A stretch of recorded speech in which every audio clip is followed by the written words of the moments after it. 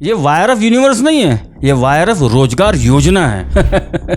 बेटा, सम्राट पृथ्वीराज चौहान मूवी तो खुद अमित शाह जी और योगी जी से लॉन्च करवाए थे कि वो एक तरफ ये भी कहे कि मेरी कोई धर्म नहीं, मेरा कोई जाति नहीं, और बाजू में ताबीज बांधकर पठान भी कहलाए। सेंसर बोर्ड की शीट में है, उससे इन सब की असली मानसिकता पता पड़ जाती है।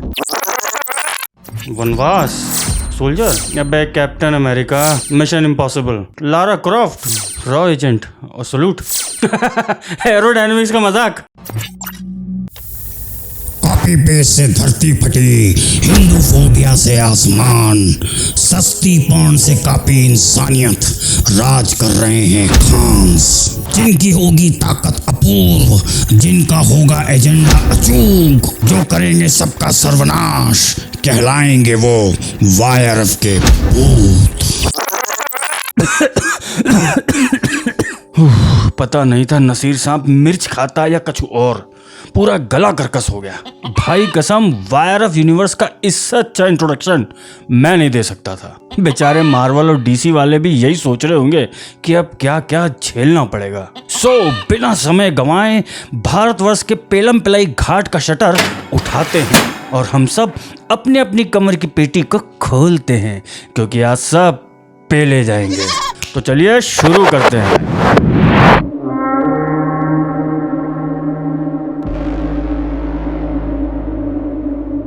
नमस्कार मित्रों, मैं सौरभ और आप देख रहे हैं भारतवर्ष। पठान, जो अपने 1 साल पहले वाले टीजर से लेकर अभी तक के इस फाइनल ट्रेलर तक इतना न्यूज में रहा जितना विराट चोकली का 2 साल बाद का शतक नहीं रहा, या फिर राहुल बाबा का 8 साल बाद ग्राउंड पर उतरकर कांग्रेस जोड़ो यात्रा करना नहीं रहा। सचमुच पूरा माहौल बनाए हुए हैं। भाग 1, रिव्यू। भाई रिव्यू नहीं, ब्रूटल रिव्यू कहो, क्योंकि इस ट्रेलर को देखकर अब मुझे एक बात की तसल्ली हो गई है कि क्या यार इसे बॉयकॉट करना है। इसे भाई पिछली सारी वायरफ की द सो कॉल्ड स्पाई वाली मूवीज को देख लो, सब में वही कॉमन थीम है। एक रॉ एजेंट होगा जो या तो रोग हो जाएगा, या फिर रिटायर हो चुका होगा, या छुट्टी पर होगा, या इस केस में वनवास में। मगर 1 मिनट, वनवास में? भाई क्या मोज़ेम्बिक के जंगल में वनवास कर रहा था क्या? और जिस पैशन से डिंपल कपाड़िया ने वो डायलॉग कहा है, उससे मैडम कहना क्या चाहती हो, इस बात पर आगे वाले पार्ट में बात करेंगे, क्योंकि ये एनालिसिस का पार्ट है। बात रह गई थी कि वही थीम, वही अपने कोवर्कर से इश्क, वही एक बहुत बड़े हमले की साजिश, सब कुछ एवरी टाइम सेम, बस star cast every time change. वैसे सीरीज से याद आया, हमारी पहली वीडियो सीरीज देखी कि नहीं? जल्दी दोनों पार्ट्स देख लो। कम से कम 1000 कमेंट्स और 5000 लाइक्स चाहिए दोनों वीडियोस पर, वरना तीसरा पार्ट आएगा नहीं। दोस्त से करवाओ या पड़ोसी से, मैं नहीं जानता, बस लाइक कमेंट हो जाने चाहिए। यार चलो माना बीफ वुड के पास स्टोरी नहीं है, मगर यार अब तो mission impossible, fast and furious, Lara Croft और एवेंजर्स की फिल्में छोड़ दो, कितनी बार इन फिल्म के सीन्स कॉपी करोगे? बुढ़ी हो गई है एंजेलिना, भले ही रॉक और विन डीजल नहीं हो रहे हैं, और तुम टॉम क्रूज नहीं हो सकते जो सचमुच का स्टंट कर लोगे। और ये क्या स्टंट है बे? क्या ही है? बस सारे शॉट्स क्लोजअप से दिखा दो और लॉन्ग शॉट में सस्ता वीएफएक्स लगा दो। मुन्ना, हमारी ऑडियंस पूरा नेटफ्लिक्स, अमेजॉन और हॉटस्टार चाट कर बैठी है, उनको क्या समझ रखा है? क्यूटिया? और ये कैसा फिजिक्स है? मतलब एयर थ्रस्ट ऊपर है या नीचे से है, पता नहीं। इनफैक्ट मुझे अब सोलोमन भाई की रेस 3 का ये वाला शॉट आज बेहतर लग रहा है with respect to this trailer. और भाई ये क्या ऑब्सेशन है हर एक्टर का, ये बेस बढ़ाकर डबिंग दे रहे हैं। जॉन अब्राहम का तो बेस लगता है फुल करके रखा है। यार मैं भी ट्राई करता हूँ। ये नेगोशिएशन नहीं, ये अल्टीमेटम है। Your time starts now. इस फिल्म के बेशर्म रंग गाने को सबने पहले ही बड़ी बेशर्मी से रोस्ट करके रखा है, इसलिए बस 2 ही शब्द कह सकता हूँ। इस गाने को थोड़ा सा और बेशर्म करोगे तो ये नॉटी वायरफ की अलग सीरीज का प्रोमो भी बन जाएगा। ट्राई करके देखो। ट्रेलर में अब पता चला कि दीपिका पादुकोण अपना कोण हिलाने के अलावा कुछ और भी है। लगता है इसके सारे बिना गाने वाले सीन्स जितने भी थे वो सब ट्रेलर में ही दिखा दिए हैं, क्योंकि वायरफ फिल्म्स की हीरोइंस या तो रोने के लिए होती हैं या सिर्फ समझ जाओ बस फैमिली शो है, आगे नहीं कह सकता। आशुतोष राणा, डिंपल कपाड़िया का रोल भी ऐसे ही होगा कि ये आएंगे और ये जाएंगे, क्योंकि फिल्म तो एसआर चीचा के लिए बनी है। स्टोरी का क्या है? वो डिपार्टमेंट तो रीजनल सिनेमा के पास आ गया है। क्यों? SRK मियाँ की बॉडी देखकर मुझे भी कॉन्फिडेंस आ गया है कि मैं भी फालतू में मेहनत कर रहा हूँ जिम में। मुझे भी ऐसे $5000 के सूट्स ले लेने चाहिए। कम से कम मेरे बड़े फेस पर सूट तो होगा। अब यार कमेंट सेक्शन में SRK के फैंस ये मत लिखना, करे यार ये बॉडी तो असली है, तुझे क्या पता टकले। अरे मुन्ना, ऐसी बॉडी का जो बेस होता है ना, वो किसी भी जिम में 1 से 1.5 महीने का कोर्स करके और VFX वाले को थोड़ा सा पैसा देके बिस्किट लगवाकर दिखाया जा सकता है। मुझे थोड़े पैसे दे दो, मैं तुम्हें दिखा दूंगा। क्यों SRKians, अब्बू ने पैसे नहीं दिए क्या? CGI कई जगह पर अब भी ऑर्डिनरी है। 2 गाने रिलीज हो चुके हैं, एक गाने से देश हिल गया और दूसरे से कुत्ता भी ना हिला। और ये ट्रेलर जिस समय आया है उस समय तक लोगों ने Kantara, RRR, Kartikeya 2, the Kashmir files, KGF 2 सब देख मारी है और पब्लिक के मुंह में रियल कंटेंट का खून लग चुका है। बस यही बात बीफवुड को समझ नहीं आ रही है। इस मूवी के साथ भी वही ब्रह्मास्त्र वाला खेला हुआ कि पिक्चर को मीडिया में हिट कराया जाएगा, आर्टिकल्स और ऑपेड्स में ब्लॉकबस्टर वाले फिगर्स दिए जाएंगे और इनके SRKians उन्हीं क्लिप्स को, उन्हीं स्क्रीनशॉट्स को ₹1.5 एक ट्वीट के हिसाब से पूरे सोशल मीडिया में भर देंगे। ₹1.5? भाई साहब कट पीसेज ही हैं, इसलिए 1.5 का ही रेट रखा, काटा पूरा नहीं। वैसे इस वायर ऑफ यूनिवर्स में टाइगर सीरीज और पठान सीरीज के अलावा अब वॉर जैसी बच्चों वाली फिल्म को भी रखेंगे। हाँ भाई, वो धूम सीरीज को भी रख लो, बेचारा उदय चोपड़ा भुट्टे सेकने के अलावा ये काम भी कर लेगा। और शमशेरा को रखोगे कि नहीं? और रॉकेट सिंह को? भाई वो स्पाई नहीं है, मगर शमशेरा तो है ना, मजाक कर रहा था। ये वायर ऑफ यूनिवर्स नहीं है, ये वायर ऑफ रोजगार योजना है, जिसमें जितने भी बीफवुड के ठुके पिटे स्टार्स होंगे सबको काम मिलेगा। बोले तो बीफवुड की ये मनरेगा स्कीम है। लगता है यश चोपड़ा साहब पक्के गांधी भक्त निकले। मगर वायर ऑफ की फिल्म हो और एजेंडा ना हो तो भाई कुछ अधूरा अधूरा सा लगता है, जिसकी बात हम अगले पार्ट में करेंगे। भाग 2, एनालिसिस। भाई देखो, ऐसी कोई फिल्म नहीं है पूरी दुनिया में जिसका कोई ना कोई एजेंडा नहीं होता। किसी का पॉजिटिव होता है तो किसी का नेगेटिव होता है। और जब बात वायर ऑफ की हो तो उसमें एजेंडा उतनी मात्रा में भरपूर होता है जितने हमारे यहाँ पोहे में सेव होती है। कंपेयर नहीं कर रहा हूँ, एग्जाम्पल दे रहा हूँ, इसलिए मेरे सेव लवर्स बुरा मत मानना। इस फिल्म का एक ही एजेंडा है कि कैसे भी करके मियाँ भाई को स्टैब्लिश करना, बोले तो ब्रांड बनाना। जो काम कीजो ने माय नेम इज खान से शुरू किया था उसे और आगे बढ़ाना। ऐसा कौन सा रॉ एजेंट होता है, फिर भले ही सेंसर बोर्ड ने उसका नाम सेंसर करा दिया हो, कि वो एक तरफ ये भी कहे कि मेरी कोई धर्म नहीं, मेरा कोई जाति नहीं, और बाजू में ताबीज बांधकर पठान भी कहलाए। भाई ऐसे एजेंट्स आपको सिर्फ बीफवुड में ही मिलेंगे। और ये सलूट कब से एजेंट्स मारने लग गए भाई? क्या ये सब? क्या हमारी इंटेलिजेंस एजेंसीज का मजाक उड़ा रहे हो? वैसे भी सलमान भाई ने अपनी टाइगर सीरीज में कोई कसर नहीं छोड़ी है। दीपिका पादुकोण एक सिडक्टिव एजेंट है जिनका काम दूसरे देशों में रहकर एस्पिनाज करना है, वो भी हनी ट्रैप करके। हैं? कहना क्या चाहते हो?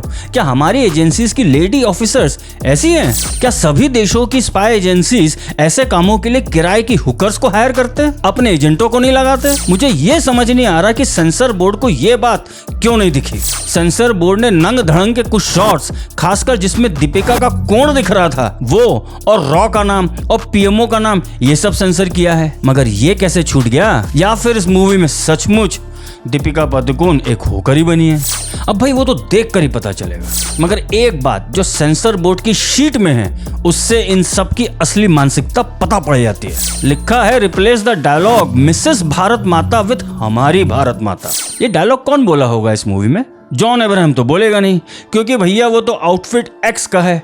मतलब ये डायलॉग SRK बोलेगा। सोचो जरा, SRK ने ओरिजिनली मिसेस भारत माता बोला है। किसकी मिसेस? कहना क्या चाहते हो चचा?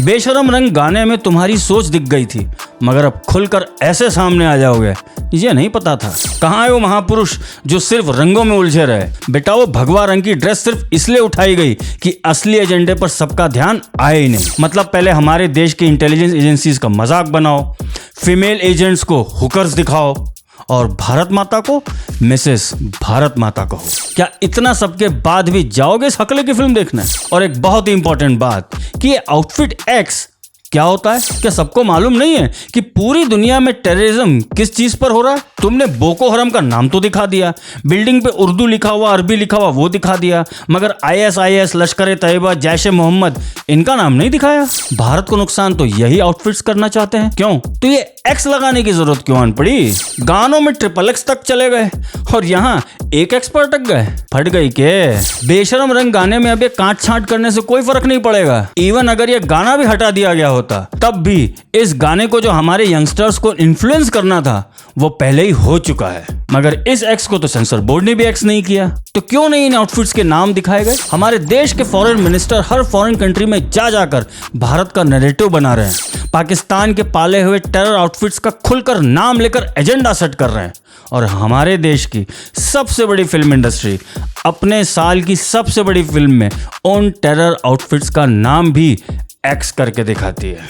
वाह वाह वाह, मतलब बॉयकॉट होकर खत्म हो रहे हैं मगर उनके नमक का कर्ज अभी तक खत्म नहीं हो रहा है। कैसे हमारी आंखों के सामने आज के इस इंफॉर्मेशन एज में भी ये लोग कैसे आपको मामू बना रहे हैं, और कई लोग इतना सब जानने के बाद भी इस हकले की फिल्म देखने जाएंगे। क्या अब भी कहना पड़ेगा कि इस फिल्म का क्या होना चाहिए? मैं आज बॉयकॉट वर्ड यूज ही नहीं करूंगा। मेरा प्रश्न सीधा सीधा इस बार उन थिएटर ओनर्स से है जो पीवीआर और आईनॉक्स नेक्सस से बाहर वाले हैं। क्या इतना सब जानने के बाद आपका जमीर नहीं जाग रहा है? हमारी भारत माता को मिसेस भारत माता कहा गया, फीमेल एजेंट्स को हुकर्स बना दिया, और असली एजेंडा ये सब है। क्या आप भी मलिकापुरम जैसी उत्कृष्ट फिल्म को मलयालम में सही विद सबटाइटल के साथ और स्क्रीन्स नहीं दोगे? कार्तिकेय 2 में भी तो यही किया था ना, मगर बाद में खुद को स्क्रीन्स बनाने पड़े, और इस फिल्म के साथ भी यही होगा। भले ये फिल्म ओपनिंग वीक के 1-2 दिन कमा ले, मगर एक वीक में इसकी हालत लाल सिंह चड्ढा जैसी होगी और ब्रह्मास्त्र जैसा इसका झूठा प्रचार किया जाएगा। हमारी सेकुलर मीडिया की ये करतूत देखो, हेडलाइन देखो, बवाल के बाद पठान रिलॉन्च। हे भगवान, सेंसर बोर्ड में फंस गई पठान। मतलब इतना मार्केटिंग इस मूवी के लिए वायरफ के पीआर वाले नहीं किए होंगे जितना ये मीडिया वाले कर रहे हैं। कैसे सारे एजेंडास को व्हाइट वॉश किया जा रहा है, और वही विक्टिम कार्ड खेलकर पठान को हिट करवाने में सभी लगे हुए हैं। मगर एक बात सभी लोग भूल रहे हैं कि ये भारत देश की जनता है। इसी जनता की ताकत ने द कश्मीर फाइल्स, RRR और कांतारा को ऐसा हिट कराया कि अब वो ऑस्कर तक पहुंच गई हैं। They are still underestimating public, underestimating you. अगर कोई बीफ फूड का स्टार अपना ओपिनियन दे, फिर भले ही वो देश के खिलाफ क्यों ना हो, तो भैया वो फ्रीडम ऑफ चॉइस और फ्रीडम ऑफ स्पीच होती है। और अगर पब्लिक बॉयकॉट करे तो वो गुंडागर्दी होती है, क्योंकि भैया पब्लिक की तो कोई फ्रीडम ऑफ चॉइस है ही नहीं। जिस ऐठन के साथ सुनील शेट्टी ने बीफ फूड का योगी आदित्यनाथ जी के सामने बचाव किया था, उसमें रिक्वेस्ट नहीं ईगो झलक रहा था। क्योंकि जिस बॉर्डर मूवी का नाम गिनाकर बड़े चौड़े हो रहे थे, उसी मूवी के रियल भैरव सिंह राठौड़ अभी कुछ ही दिन पहले स्वर्गवासी हुए। तुम्हारा तो एक छोटा सा ट्वीट भी नहीं मिला मुझे। किसे उल्लू बना रहे हो ना, ये पब्लिक सब जानती है। सुधर जाओ वरना पब्लिक डाल देगी गन्ना। वैसे भी केएल राहुल को तो खा ही गए हो, और तुम्हारा क्या, इन सभी बीफ फूड वालों को ये लगता है कि ये बॉयकॉट मोदी योगी करवा रहे हैं। बेटा, सम्राट पृथ्वीराज चौहान मूवी तो खुद अमित शाह जी और योगी जी से लॉन्च करवाए थे, वो भी वायरफ की थी ना। फिर क्यों पिटी, क्यों बॉयकॉट हुई? लगता है मिटकर ही मानोगे, विनाश काले विपरीत बुद्धि। और अब चलते चलते, पिछली बार एसआरकेएंस ने मुझे ट्विटर पर ट्रोल किया था, मगर जब हमारी भारतवर्ष की पब्लिक ने उन सभी को जवाब देना शुरू किया तो भैया अपना ही वही ट्वीट लिमिट करके भाग गए। अरे कट पीसेस, कभी तो जंग आमने सामने से लड़ो। चलो इस बार चैलेंज करता हूँ, करो फिर से ट्रोल। इस वीडियो पर नेगेटिव कमेंट्स दो। एक नेगेटिव कमेंट्स पर हमारे भारतवर्ष की जनता रिप्लाई में 10-10 कमेंट दागेगी। है चैलेंज मंजूर? क्यों मित्रों, तैयार हो ना? अगर आप भी एसआरके को रिटायर करके वापस हज पर भेजना चाहते हैं तो इस वीडियो को लाइक, कमेंट, शेयर, उस चैनल को सब्सक्राइब अवश्य करें, क्योंकि इस नए भारत के भाग्य विधाता हम हैं। धन्यवाद।